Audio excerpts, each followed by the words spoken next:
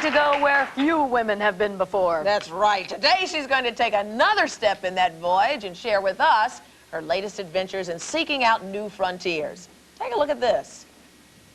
It's more like remembering an emotion, feelings that you're somehow associated with. I hope they're good feelings. Yes, they are. This entire situation is a little bit unnerving. It's been a long day. We've all been through a lot. We certainly have. Please welcome everybody the USS Enterprise's resident psychologist, Marina Sirtis.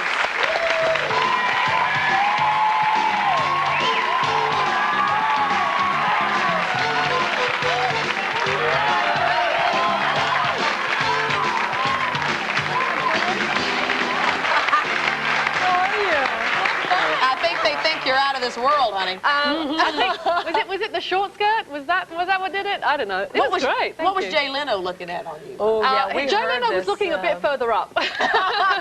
This is while you were on the show? Yeah, for about 10 seconds it was very funny. He was transfixed by my cleavage, and I just kept on talking. I didn't know what to say. I know what are you doing. Jay Leno's looking down your shirt. You just keep talking. It's very embarrassing. Did you make a joke about it? I couldn't. I was just so nervous. I don't know about doing talk shows. I get terrified about just, coming on and talking to people. Well, we're not going to look at your cleavage, okay? Okay, all right, good. I crossed my legs as soon as I sat down, too. So tell us about, you're playing an alien? Is that what it is? Well, she's half alien. Like Spock was half alien, he was half Vulcan. She's half Betazoid. And so I keep worrying one day they're going to replace her by someone who's, half VHS. But, but she's a Betazoid, yeah. Yeah. Now, what's going on with you and the captain? Well, it's not me and the captain, it's me and Riker, the guy that you saw there. I thought he was a captain. Did he get well, Captain Riker? Number one. No, captain is the bald guy. Okay. Right. Not you two? You're not messing around with him? No, well, not that I know of. It could happen any time. Basically, we try to play a relationship. It tends to end up on the cutting room floor because the producers want him to be the stud of the galaxy. So, he's got to move around a little bit. Yeah, he's got to be available, for the female guest stars, basically. How are the Trekkies? Those Trekkies. Was it hard to win them over, or did they immediately love you because? Well, they kind of watched the show like this at first. Show us what you can do, kind of thing. And then they decided that we weren't really trying to take anyone's place. And to be honest, as far as I'm concerned, I thank you for my job. They watched the show for 25 years in reruns and made, the next generation a viable product. And so I have nothing but nice things to say about them. Are you going to get movies like the other guys? I think it's a possibility, yeah. I think that's the next step. Please. Now, there's a handsome man in the audience, and we heard he's with you. Is he a captain? Yeah. Well, he's my captain. He's my number one. That's Michael Lamper. He's my fiancé. We're getting married on June the 21st. Good for you. That's wonderful. I hate a man who has better hair than I do. I know. Isn't that awful? It's like, honey, you're going to have to cut your hair before the wedding. You can't have longer hair than me on the wedding day.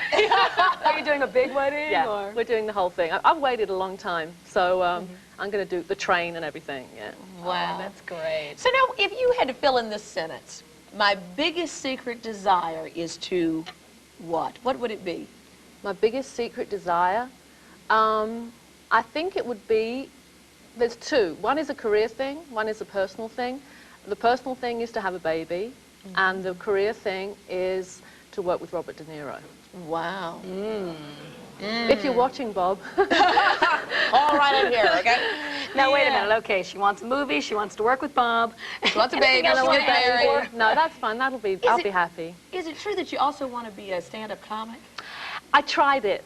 The people laughed at my jokes. Thank you. But it was the I liked your beta joke a minute ago. Yeah. That was basically the most scary thing you can do to yourself is to get up and do stand-up comedy. So after I tried it, I decided that unless someone else was going to write the material and then I would approach it as an actress, I really couldn't do it. I would be too terrified. So maybe to go into comedy as an actress, like a comedic actress. But I do do it at the conventions, but then they're Star Trek fans and they laugh at everything you say anyway. Well, give us one. Okay, I'll give you a Star Trek joke. What does a Klingon woman being sworn at, stomped on, and kicked? Foreplay. Oh, God. So what was... I'm still trying to get over the joke. So That's a good one. You gotta be a Trekkie. Oh, so when are you going to have the baby? She's gotta get married first. I gotta get married first. You were the 21st? 21st. Start on the baby the 22nd. But probably. Or the evening of the 21st.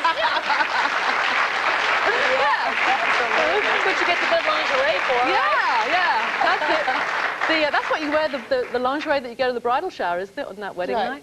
Yeah, we'll be starting on the 21st, honey. Okay. They have to make me a spacesuit that expands, though, I think. I know, that's true. How are you going to deal with that, being pregnant alien in space? Half alien. I don't know how they're going to deal with that. We'll cross that bridge. They'll have to probably just shoot me from the neck up for a while. Yeah. No, don't say that. Don't give me any ideas. Thanks so much for being with us. Really enjoyed it. Great meeting you. Remember to catch Marina on Star Trek, The Next Generation, every week. And next we'll hear a mother. My next guest is